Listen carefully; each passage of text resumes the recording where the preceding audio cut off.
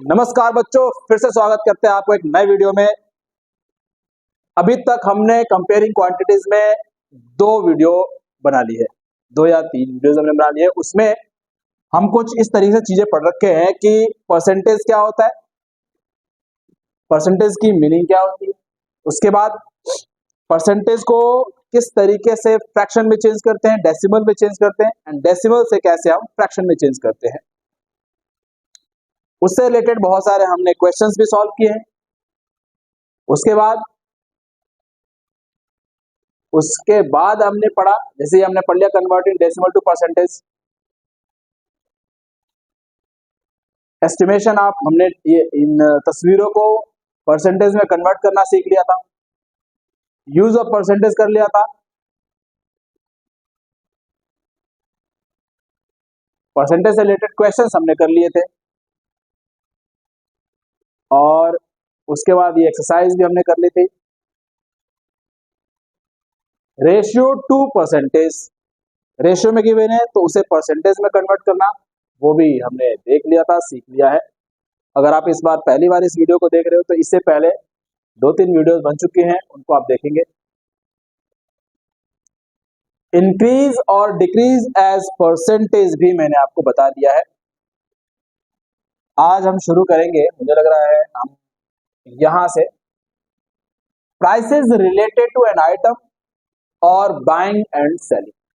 Simple terms में आपको समझाऊं तो आज हम ये देखने वाले हैं कि प्रॉफिट एंड लॉस, कोई चीज हम खरीदते हैं या फिर बेचते हैं तो उसमें क्या प्रॉफिट हो रहा है, क्या लॉस हो रहा है, इस चीजों के बारे में।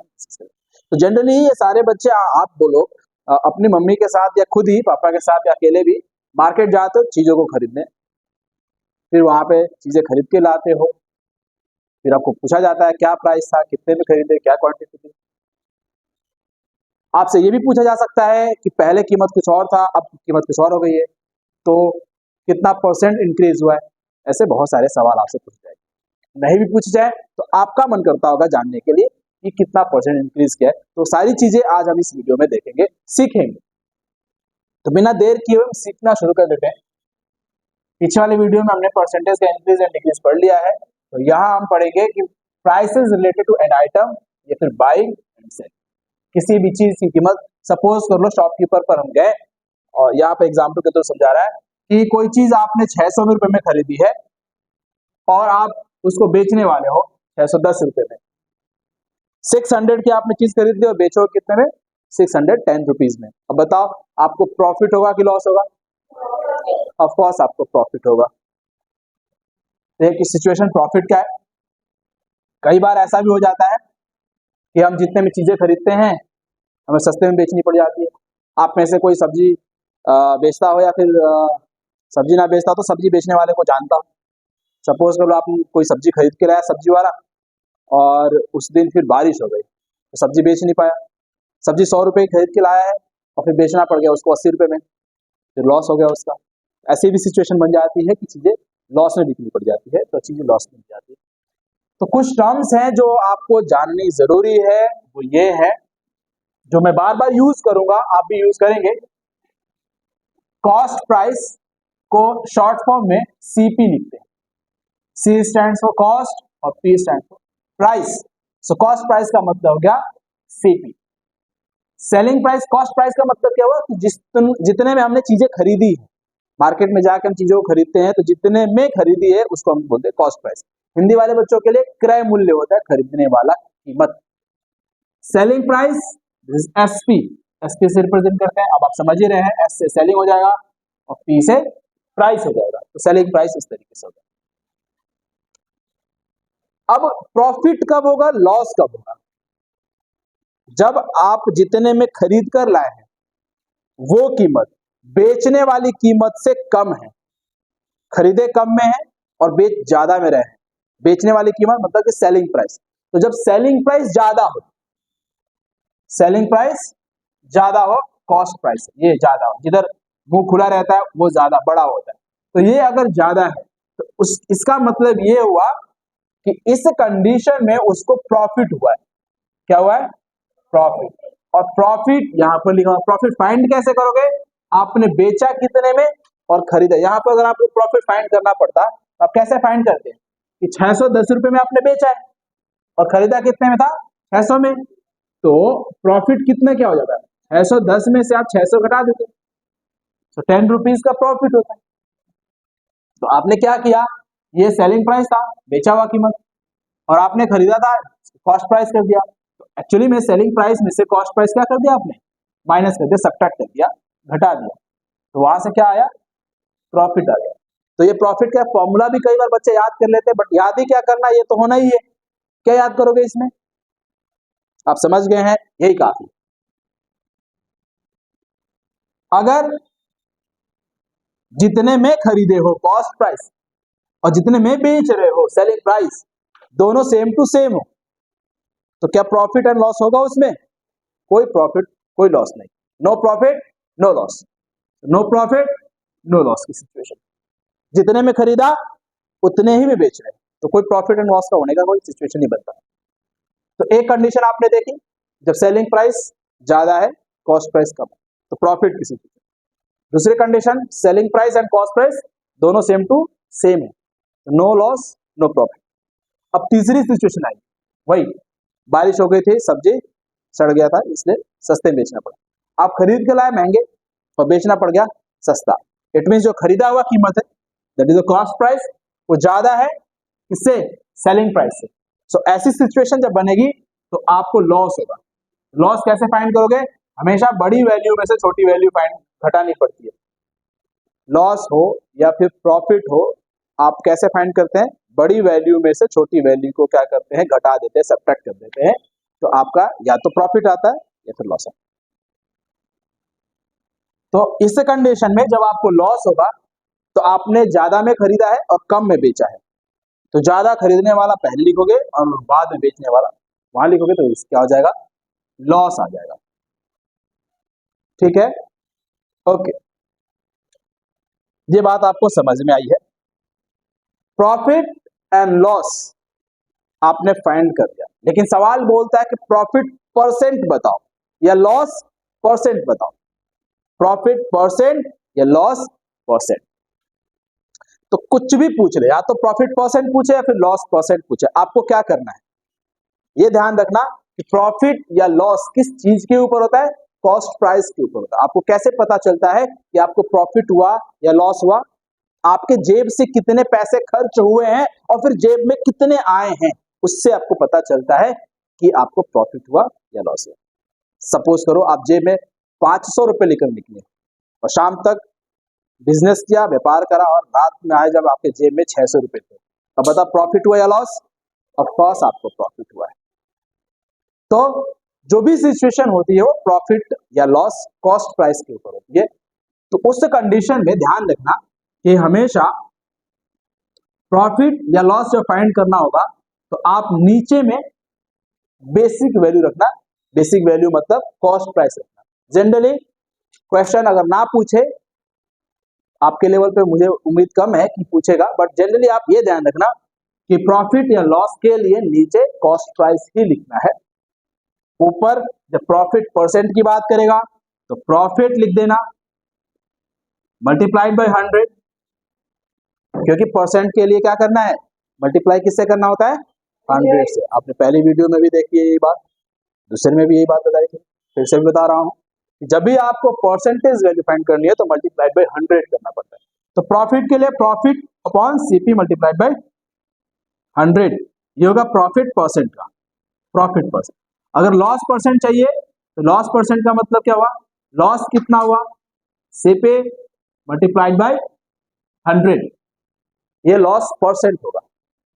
तो लॉस परसेंट हो या फिर प्रॉफिट परसेंट हो, दोनों ही सीपी मतलब कि कॉस्ट प्राइस के ऊपर ही फाइंड किया जाता है। इस बात को यहां बैठा लेना, ठीक है। नीचे हमेशा कॉस्ट प्राइस ही आएगा, ठीक। तो 2 स्टेप्स होंगे आपको इन क्वेश्चंस को सॉल्व करने के लिए, आपके पास 2 स्टेप्स। पहला प्रॉफिट फाइंड करना या लॉस फाइंड करना। आप प्रॉफिट में है या लॉस में है आपको पता चल जाएगा। कैसे पता चलेगा, आप जेब में कितने रुपए लेकर गए हैं और लेकर कितना आए। उससे आपको पता चल जाएगा। लेकर गए हैं कम और यहां से खरीद मतलब लेकर गए और वो जब वापस आए तो उसमें ज्यादा पैसा था, इट मीन्स आपको फायदा हो गया है, प्रॉफिट हुआ है।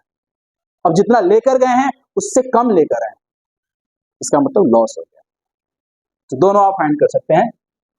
अगर आप याद करने वाले बच्चे हैं, रटते हैं, तो बेटा याद कर लेना, profit is equal to selling price minus cost price, loss is equal to cost price minus selling price.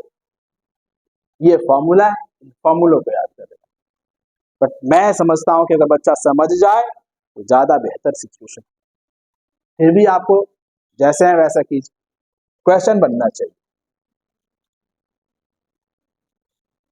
अब आपके सामने ही एक सिचुएशन रखी जाती है, बड़े प्यार से देखना, मुझे उम्मीद है कि आप यूं ही बता दोगे क्योंकि आपको समझ में आ गया। देखो तो, अ टॉय बॉट फॉर ₹72। आपका दुकान है, खिलौनों की दुकान है, आप खिलौना खरीदने गए, एक खिलौना खरीद के लेकर आए, कितने रुपीज में? 72 में खरीद कर ला दिया, इज सोल्ड एट 80। उसके बाद आपने बेच दिया उसे, कस्टमर आया तुरंत ही चिपका डाला, कितने रुपए में बेचा? 80 रुपीज में, 80 रुपए में। अब मुझे ये बताओ, आपको फायदा हुआ या लॉस? आई मीन प्रॉफिट हुआ या लॉस हुआ? क्या हुआ? प्रॉफिट। क्यों? क्योंकि आपने ज्यादा में बेचा है, ये कम है और ये ज्यादा खरीदा हुआ। तो आप लोगों का सीपी कितना है बेटा? एसपी कितना है? तो प्रॉफिट इज इक्वल टू क्या होता है भाई? बड़े वाले में से छोटे वाले को घटा देंगे। बड़ा कौन सा है? 80 है ना, उसमें से कौन सा घटा देंगे? कितना आ जाएगा? ये 8 रुपीज आ गया प्रॉफिट। दूसरी सिचुएशन आप देख लें, अ शर्ट इज बॉट फॉर ₹120। एक शर्ट है, शर्ट उसको 120 रुपए में खरीद के लाया, बट जिस दिन दुकान में लेकर आया अगले दिन बेचना है उसको, रात में चूहे ने कतर दिया था, कहीं कान कर दिया, फिर उस शर्ट को कम में बेचना पड़ा। बेच दिया कितने में? 100 रुपए में बेचना पड़ा। अब बताओ उसे प्रॉफिट हुआ या लॉस? ऑफ कोर्स लॉस हुआ। आपको पता चल चुका है, क्योंकि जितने में खरीदा था और जितने में बेचा, वो बेचने वाली कीमत छोटी है और खरीदने वाली कीमत, इसलिए क्या हो जाएगा ये? और लॉस के लिए क्या करोगे? अभी मैंने आपको बताया था कि बड़ी वैल्यू में से छोटी वैल्यू, तो सीपी में से एसपी घटाओगे बेटा। सीपी मतलब खरीदा हुआ, एसपी मतलब बेचा हुआ। 120 माइनस 100 क्या आ जाएगा? 20 लॉस। अभी जो आप फॉर्मूला रट रहे थे, यहाँ रटने वटने की कोई बात नहीं, अब देखो अपने आप ही करो। लॉस इज इक्वल टू क्या लिखा? सीपी माइनस एसपी करा, आपने भी तो वही किया यहाँ पे। रटना होता ही नहीं है, समझना होता है कि नहीं? ठीक है। अ cycle is bought for 800 rupees. 800 की साइकिल खरीद ली। 800 की साइकिल मिलती है क्या? बहुत पुराना क्वेश्चन। ठीक है। Sold for 940। 800 में खरीदा और बेचा कितने में? 940 रुपए, 940। प्रॉफिट हुआ या लॉस हुआ? Profit. So again profit is equal to क्या होगा बेटा? प्रॉफिट। अगर आप प्रॉफिट फाइंड करना चाहें तो ये वाला कॉस्ट प्राइस है और ये वाला, तो किस में से किसको घटाओगे? इसमें से इसको घटाओगे, इसमें से इसको घटाओगे? सेलिंग प्राइस में से यही घटाओगे, तो हो गया। जो आप यहाँ रटने की कोशिश कर रहे थे, उसे रटने की जरूरत नहीं है। सेलिंग प्राइस में से ही आपने कॉस्ट प्राइस घटाया, क्योंकि बड़ी वैल्यू में से ही तो छोटी वैल्यू घटाएंगे, नॉर्मल सी बात। शाबाश। तो प्रॉफिट फाइंड करेगा। अब यहीं पर मुझे समझाना है आपको कि परसेंटेज कैसे फाइंड करते हैं। बच्चे रटते हैं क्वेश्चन के, मैं तो फॉर्मूला रटते, रटना नहीं मेरे बच्चे, नहीं रटना।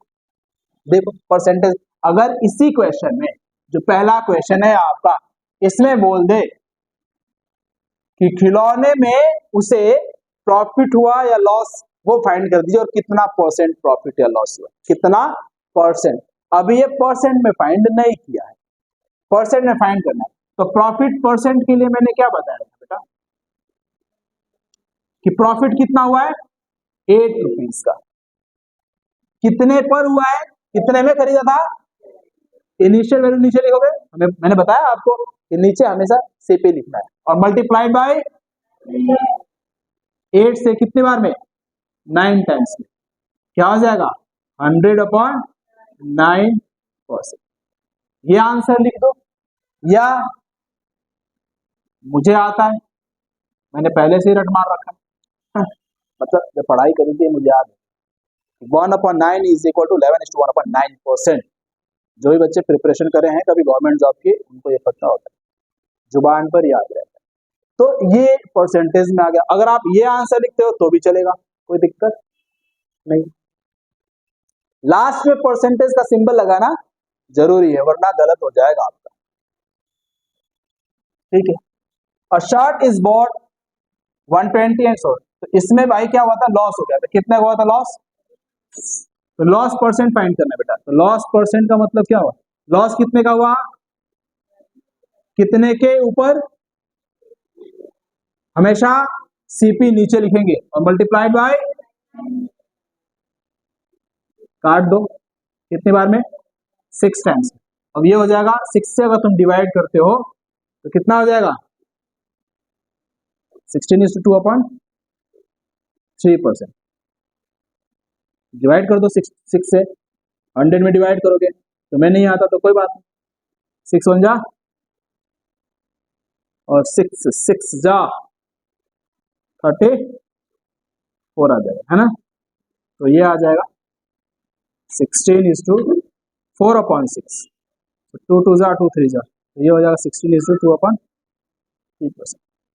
या फिर इसको और आप काटने की कोशिश करेंगे,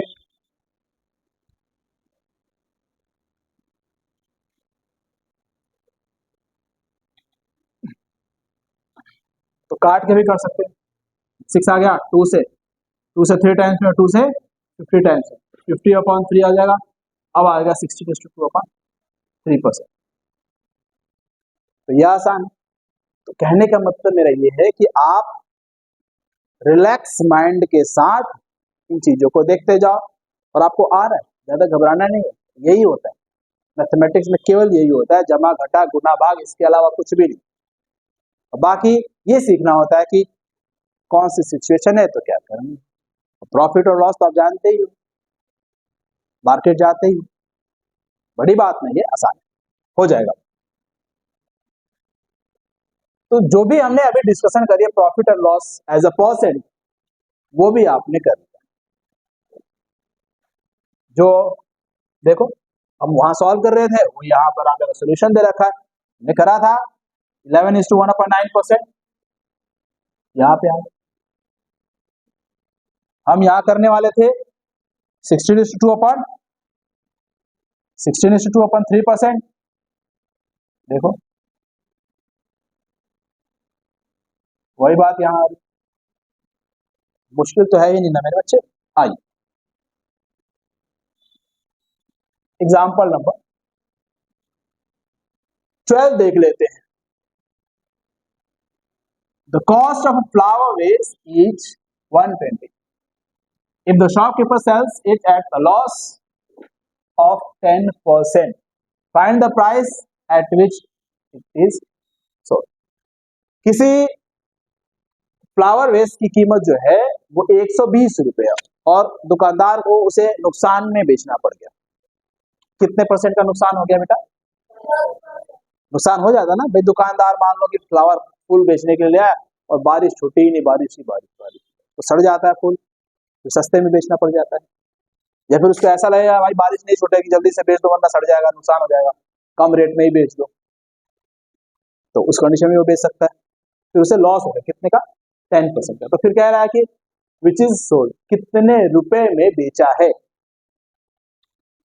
एक तो तरीका आपके लिए बता रहा हूं, और एक तरीका उन भाइयों के लिए जो आपके घर में बड़े भैया हैं, जैसे एसएससी की तैयारी कर रहे हो या फिर कॉम्पिटिटिव एग्जाम्स की, उनको बताना मेरे सर ने बताया है केवल 2 सेकंड में सवाल सॉल्व करने का तरीका, 2 सेकंड्स। देखो पहले आपके लिए ये है कि कॉस्ट प्राइस उसकी कितनी है 120, अब उसके ऊपर 10% का लॉस हो गया, तो 10% इसका फाइंड करोगे, 10 और परसेंट का मतलब नीचे 100। अब आपको पता है जीरो से जीरो का कैसे करना है, अगेन जीरो से कितना आ गया बेटा, अब 12 रुपए का नुकसान हो गया उसको, खरीदा कितने में है 120 रुपए, अब 12 रुपए का नुकसान हो गया, तो 120 में से 12 रुपए घटा दो, तो 120 में से पहले 10 घटा दोगे, 10 घटा दोगे 110 बचेगा, फिर 2 रुपए और घटाना पड़ेगा, इसका मतलब क्या होगा 100। अरे वैसे नहीं आता तो घटाने तो आता ही है, बचपन में ही सर ने सिखा दिया घटाना, भाई 0 में से 2 नहीं जाएगा, फिर कैरी कर लो, 10 हो जाएगा, 10 में से 2 8, फिर ये 1 में से 1 0 and then 1, it is 1 0 8, the answer is 108। देखो कितने में से कर लिया, और ये कितना लंबा चौड़ा, तो आप वैसे ही फाइंड कर सकते हैं, loss is 10% of the cost price, 10% of 120, 10% 120 12, therefore selling price लिखा हुआ है, कॉस्ट प्राइस में से लॉस घटा दिया, द आंसर इज 108। अब ये बात हो गई ये आपके लिए, अब मैं जो बता रहा हूं आपके भैया के लिए जो एसएससी में तैयारी कर रहा है, 120 में खरीद के लाया है, बेचा कितने में 10% के लॉस के ऊपर, तो 100 में से 10% हटा दो, तो कितने में एक्चुअली में इफेक्टिव क्या हुआ उसका, 100 में से 10 घटाओगे तो कितना बचेगा 90 बचेगा, तो जो कीमत रह जाएगी वो कितनी रह जाएगी 90% रह जाएगी, जो वैल्यू रह जाएगी वो कितने रह जाएगी, तो सीधा 120 का 90% फाइंड कर लेना और 12 का पहाड़ा 9 बार पढ़ देना, 12 में 100, भाई पहाड़ा ही तो पढ़ना है, केवल पहाड़ा पढ़ने में 2 सेकंड लगेगा आपको, जिसको याद है 12 का पहाड़ा 9 बार, 12 9 10 खत्म, ये 2 सेकंड की बात, ये आपके भैया के लिए, आपके लिए। अब अगर इस तरीके से आप पेपर में क्वेश्चन सॉल्व कर दोगे तो आपको मार्क्स शायद टीचर ना दे, तो वैसे नहीं करना, सीख लेना है। इन प्रोसेस, इस तरीकों को भी सिखाऊंगा, जब ये सारी चीजें हम सीख लेंगे, अपने लॉन्ग प्रोसेस को सीख लेंगे, उसके बाद इन तरीकों को सिखाऊंगा, आप क्वेश्चन देखेंगे और सीधा आंसर बोलेंगे बिना सॉल्व किए, बिना पेन का। ठीक है, चलो आगे बढ़ते हैं।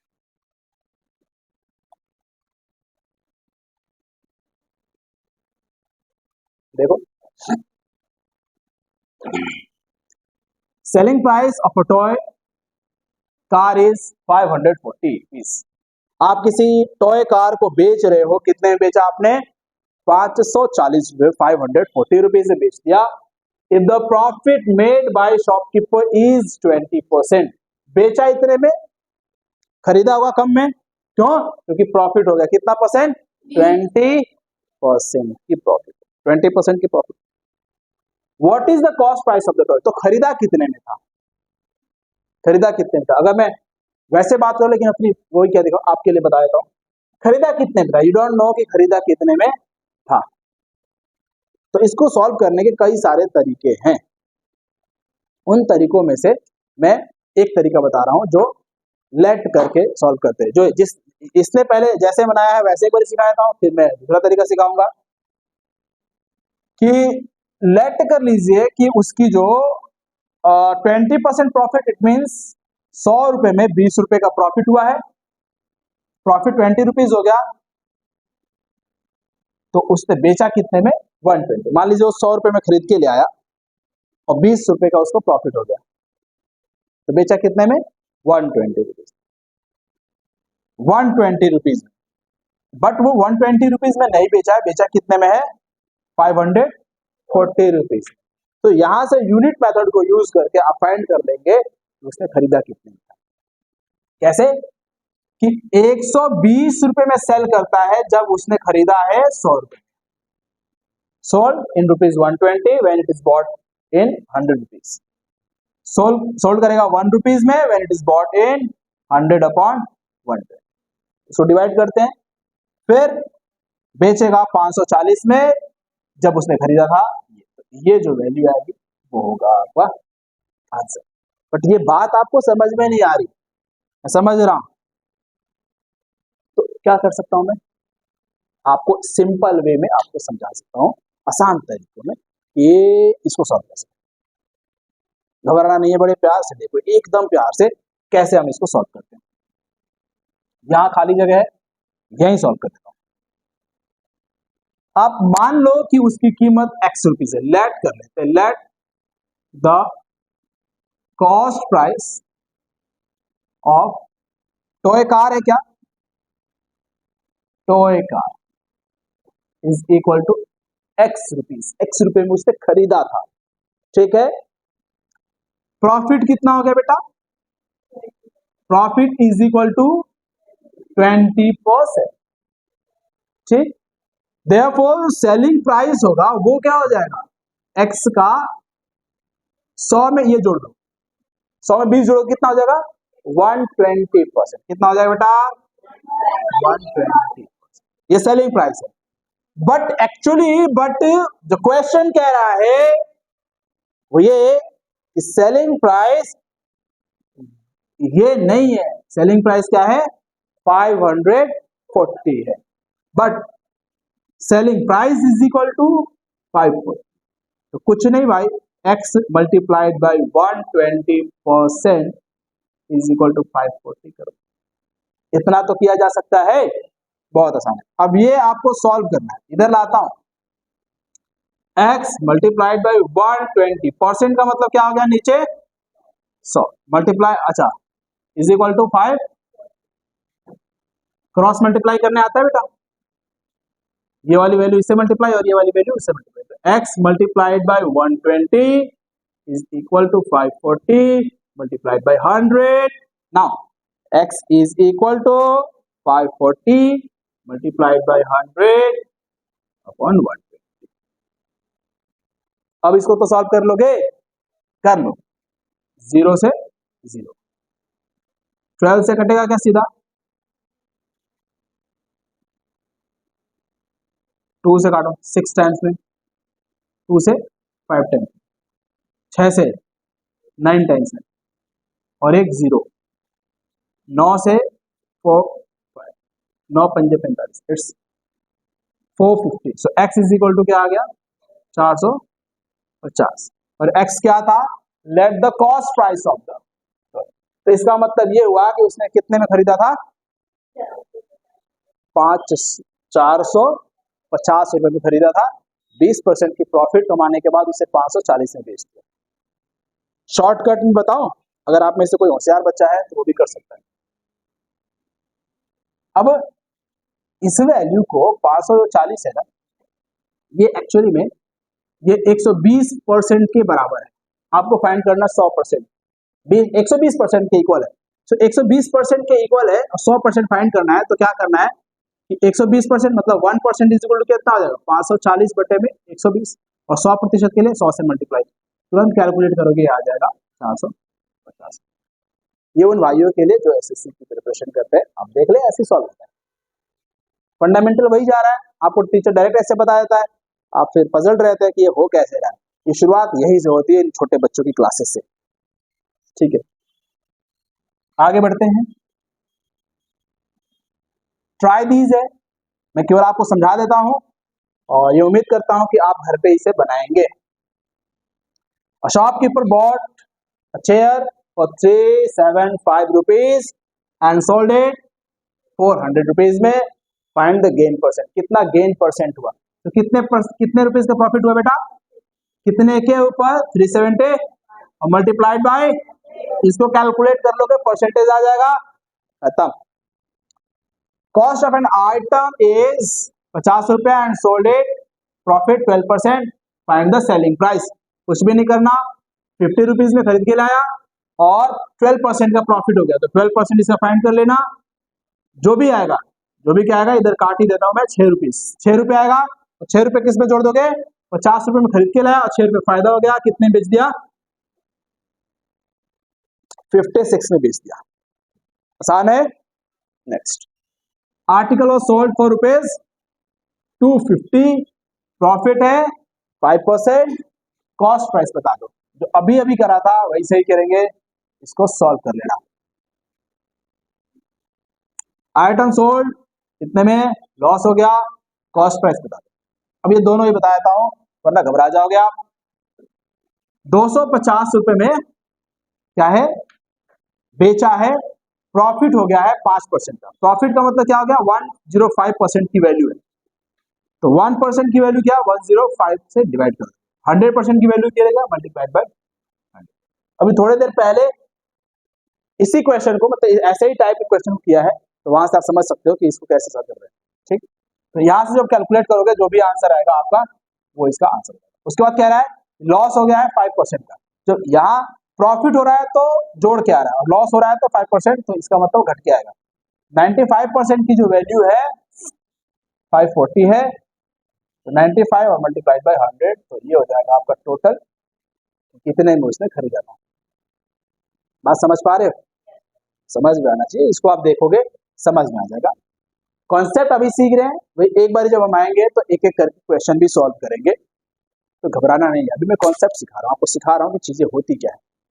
उसके बाद हम एक एक क्वेश्चन भी करेंगे, 1 बाय 1 पूरा लिख के स्टेटमेंट कैसे सॉल्व करते हैं, 1 बाय 1 सॉल्व करेंगे। बट अभी के लिए फिलहाल आप सीखें। Charges given on borrowed money और सिंपल इंटरेस्ट। आप ब्याज पर कई बार पैसा लेना पड़ता है बैंकों से, बैंक से हम पैसे ब्याज में लेते हैं, या अपने पड़ोसी से भी कई बार लेना पड़ जाता है, तो वो हमें ब्याज पे पैसे थे, इंटरेस्ट पे पैसे मिलते हैं हमारे। हमने पैसे लिए, उनको हमने प्रॉमिस करा कि आपको इतना % इसके ऊपर इंटरेस्ट देंगे। आफ्टर सम टाइम उनको पैसा में लौटाना पड़ता है, जितना ले रखा उतना, और फिर प्लस में एक्स्ट्रा पैसे देने पड़ते हैं, तो एक्स्ट्रा पैसा इज नोन एज इंटरेस्ट। अब उन चीजों का कैलकुलेशन कैसे होता है, किस तरह के इंटरेस्ट होते हैं, वो हम देखेंगे यहाँ।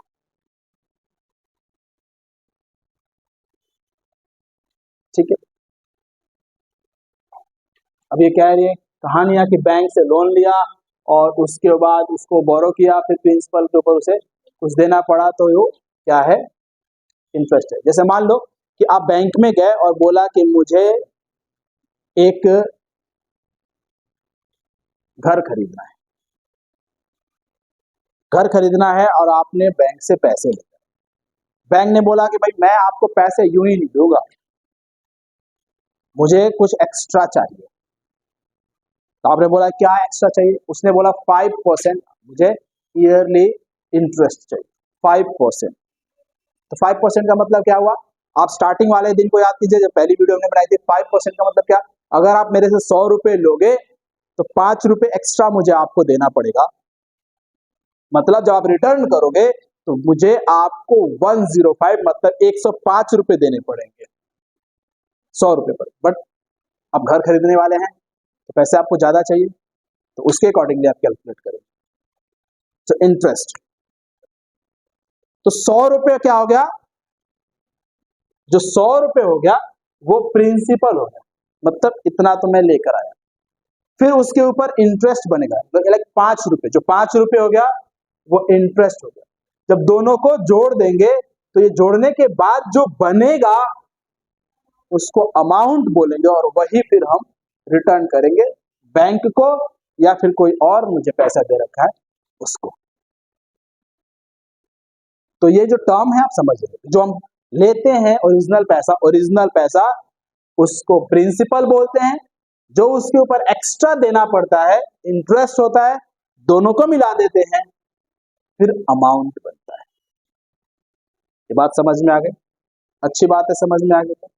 और एकदम ये अब इस कॉन्सेप्ट के अलावा इसमें बस थोड़ा सा ही है, थोड़ा सा ही और मुझे जो ऐड करना है, बाकी पूरी तरह से जो आपने पीछे पढ़ा है वही कॉन्सेप्ट है।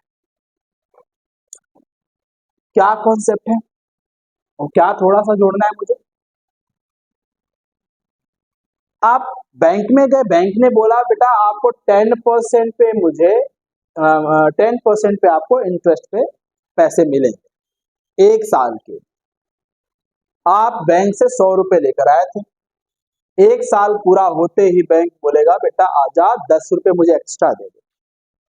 कितना हो जाएगा, 110 रुपए आपको जमा करने पड़ेंगे। कितने साल के लिए बेटा, 1 साल। गलती से आपके पास पैसे आए नहीं, फिर क्या होगा, दे नहीं पाओगे ना। 1 साल और बीत गया, 1 साल और निकल गया, तो जब 1 साल और निकल जाएगा तो बैंक क्या बोलेगा, क्या आप मुझे 110 रुपए ही दो? कहेगा नहीं भाई ऐसा नहीं चलेगा, आपको इंटरेस्ट और देना पड़ेगा। जो ये 10 रुपीज है वो और 10 रुपीज जुड़ जाएगा।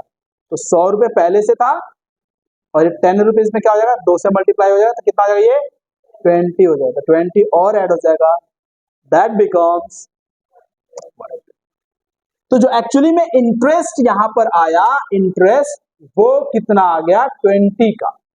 और 20 का इंटरेस्ट कैसे आया, 1 साल का 10 रुपया और मल्टीप्लाई कर दिया मैंने 2 से, क्योंकि ईयर मेरे पास अभी कितने हो गए थे, 2 ईयर्स हो गए थे। पहले साल दे नहीं पाया, अगले साल देना पड़ेगा, अब अगले साल देना पड़ेगा तो इंटरेस्ट और जुड़ेगा। अब 2 हो गया तो जितना पहले दिया था उतना ही देना पड़ेगा। दैट्स व्हाई सिंपली क्या कर देना है, मल्टीप्लाई कर देना 2 से। अब 20 रुपीज कह ले या एक ही बार में 20% बोल दे, बात तो सेम टू सेम ही है ना। 100 रुपए पे 20% आप फाइंड करोगे तो 20 रुपीज ही आएगा। तो एक बार में 20% या 2 बार करके 10% हो। क्लियर? ठीक है। तो जब हम सिंपल इंटरेस्ट का फॉर्मूला डिराइव करते हैं उस टाइम पर क्या होता है कि हमारे पास सिंपल इंटरेस्ट में प्रिंसिपल तो होता ही है, इसमें हमें क्या करना पड़ता है, ये इंटरेस्ट के लिए जो रेट होता है, रेट मतलब कितना परसेंट, लाइक 10% इज रेट, इस रेट से आपको पैसे मिल रहे हैं, तो ये रेट हो गया। अब रेट हो गया कितने साल के लिए, अगर 1 साल के लिए तो इसमें कोई मल्टीप्लाई नहीं करना, 2 साल के लिए तो 2 से मल्टीप्लाई करना पड़ेगा, ये 3 साल के लिए हो जाएगा तो 3 से मल्टीप्लाई करना पड़ेगा, 4 इयर्स के लिए हो जाएगा तो 4 से मल्टीप्लाई करना पड़ेगा। तो कहने का मतलब जितने इयर्स के लिए होगा टाइम, जितना ज्यादा होगा उतने से मल्टीप्लाई करना पड़ेगा। तो दैट्स व्हाई यहाँ पर टी से मल्टीप्लाई करता है, टी एज टाइम, कितने साल के लिए, ठीक है। So simple interest is equal to principal rate, और रेट में टाइम से मल्टीप्लाई कर दे, ये इंटरेस्ट बन जाता है, ये दोनों पूरा और मल्टीप्लाई, और ये रेट है। आप जब भी फाइंड करते हो तो नीचे डिवाइडेड बाय 100 तो करते ही है परसेंटेज घटाने के लिए। तो ये हो गया आपका सिंपल इंटरेस्ट, SI। इसको आप खोल के बताएं तो क्या हो जाएगा, ये कितना, ये क्या है, ये प्राइस है, P stands for price, R stands for rate, और T मतलब टाइम, और डिवाइडेड बाय, और ये क्या हो गया, सिंपल इंटरेस्ट। लो सिंपल, एक तरीके अभी जो आप कॉन्सेप्ट सीख रहे हो, देखना 1 सेकंड में हम सवाल करेंगे इस बिना इस फॉर्मूले को यूज किए हुए। जब जो आप अभी सीखे हो ना पहले से परसेंटेज को फाइंड करना, उस कॉन्सेप्ट से सवाल बनाएंगे, क्योंकि ये परसेंटेज का फॉर्मूला भी किसी इंसान ने ही डिराइव करा है, किसी भगवान ने नहीं दिया है, हमारे जैसे आपके जैसे इंसान ने ही बनाया। जब वो समझ के बना दिया तो हम भी बना ही सकते हैं, है कि नहीं? यस।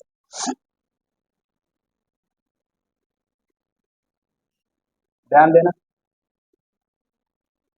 द सम बोरोड, कितना पैसा बोरो किया गया, 5,000 रुपए, रेट कितना है 15%। क्या फाइंड करना है, पर ईयर का फाइंड करना है सर। ओके, क्वेश्चन ये नहीं है, क्वेश्चन ऊपर है, क्वेश्चन ऊपर है, क्वेश्चन पढ़ देता हूं।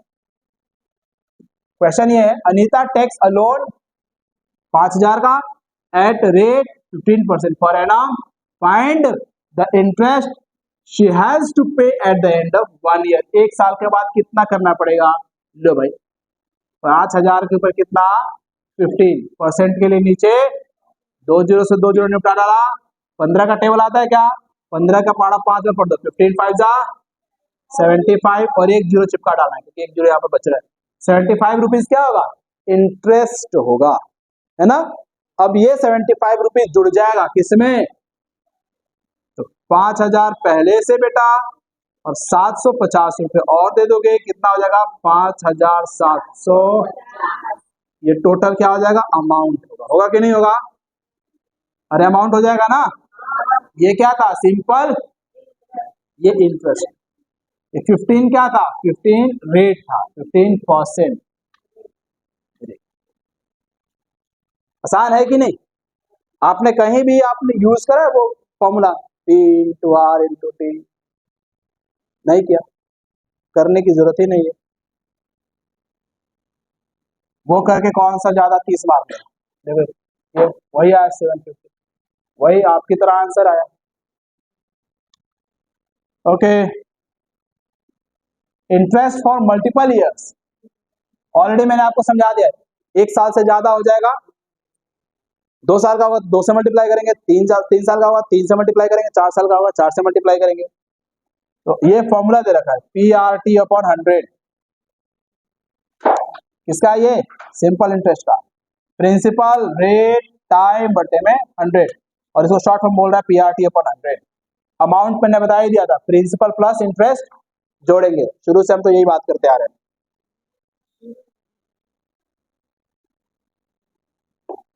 ट्राई दीज के कुछ क्वेश्चंस करते हैं। 10,000 is invested at 5% interest rate per annum. PA का मतलब है पर एनम, प्रत्येक साल।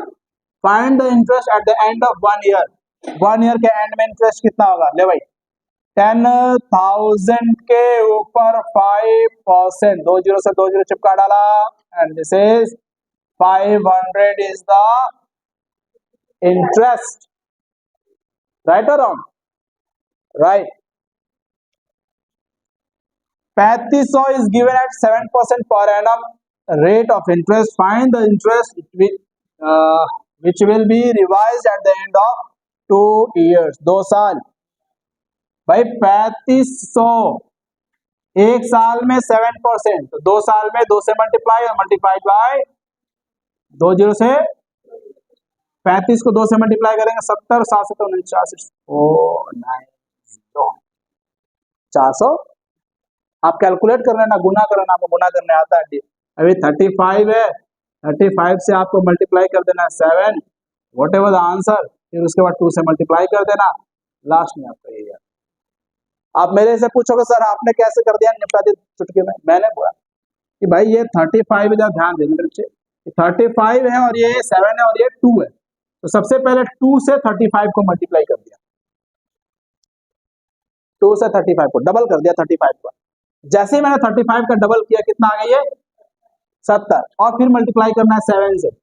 अब केवल 7 का 7 से टेबल कर देना है, 7 7 जा और 1 जीरो चिपका डाला। मैंने तो ऐसे किया, आपको भी आएगी, आप भी कर लो ऐसे। ऐसे क्यों करना है? ठीक, चल।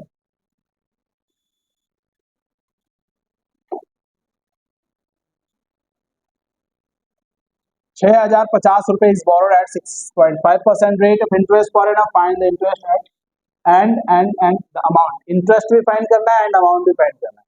सो इंटरेस्ट इज इक्वल टू क्या होता है?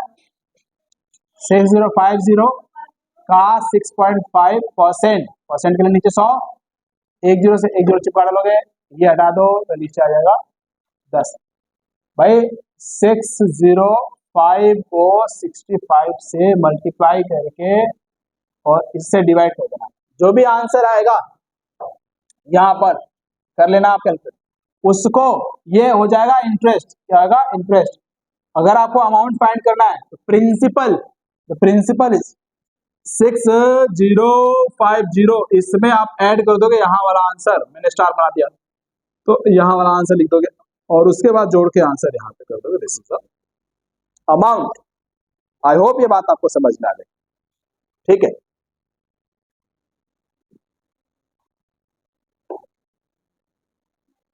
$7,000 borrowed 3.5% per annum, 2 साल के लिए। Find the amount to be paid at the end of second year, 2 साल के अंत में।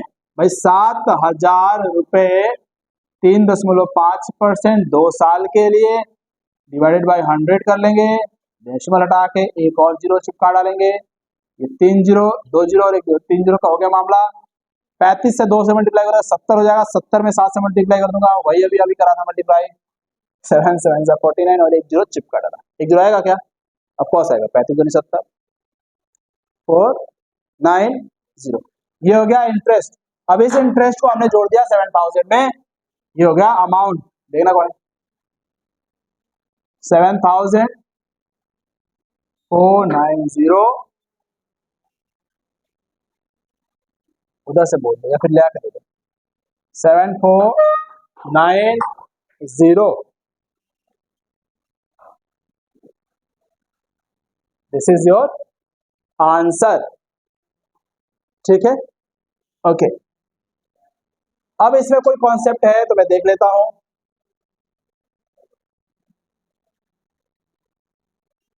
15 number example and I hope this is the last example of this chapter.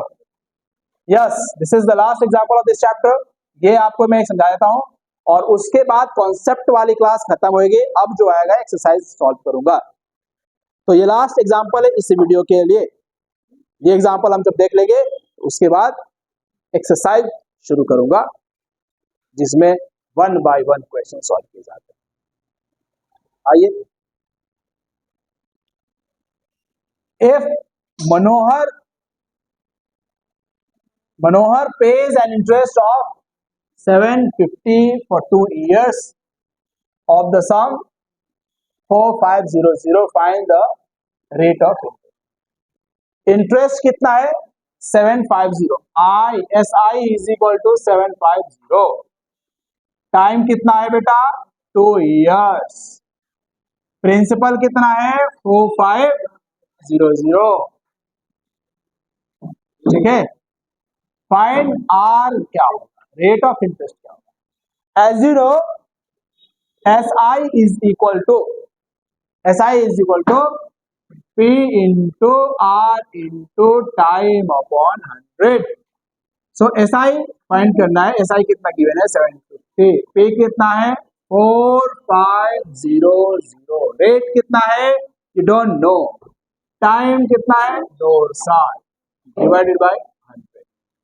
Cross multiply कर लेंगे 750 multiplied by 100, 4500 multiplied by R multiplied by 2. So R is equal to 750 multiplied by 100 divided by 4500 multiplied by 2. 2 0 cancel out. अब ये 750 divided by 45 multiplied by 2, 5 से 5 9 जा और 5 से 15 times, फिर से 3 3 जा 3 5 जा, फिर से 2 1 जा 2 25 25 अपॉन 3 डिवाइड कर देना, 24 8 is to 1 upon 3%। इसने रिसॉल्व किया।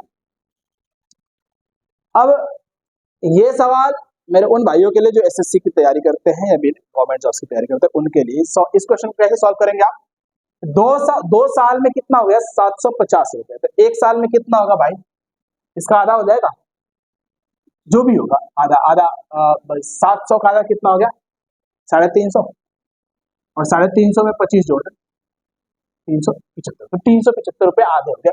तो 375 रुपए कितने के ऊपर, इतने के ऊपर, और मल्टीप्लाई बाय 100, 2 0 चिपका डालो, 375 को 45 से भाग लगा दो, आंसर इज 8:1। तो आई होप ये छोटे बच्चे 7वीं 8वीं वाले आपने एंजॉय किया होगा, अच्छे से इस कॉन्सेप्ट को सीखा है और आपको समझ में भी आया है। अगर आपको समझ में नहीं आया है तो मुझे कमेंट में आप बताना, फिर मैं और भी आसान तरीका ढूंढूंगा आपको समझाने के लिए। मुझे उम्मीद है कि आपको समझ में आया। अगर फिर भी आपको लगता है कि कहीं किसी पॉइंट पर आपको चीज़ समझ में नहीं आई है तो आप जरूर मुझे बता दें और मैं आपको यकीन दिलाता हूं कि आपको समझा दूंगा। अब क्योंकि मुझे नहीं पता कि आपका स्टैंडर्ड कितना है, किस लेवल के स्टूडेंट हैं आप, तो वहां पर दिक्कत, मुझे जानना पड़ेगा कि आपका स्टैंडर्ड क्या है, तो फिर अच्छे से मैं आपको समझा पाऊंगा। ये जनरल बातें समझा रहा था कि भाई एवरेज बच्चों को समझ में आ जाए। तो आशा करता हूं कि आप बेहतरीन पढ़ाई कर रहे हैं। इसी आशा और उम्मीद के साथ इस वीडियो को यही खत्म करते हैं। Bye bye, take care.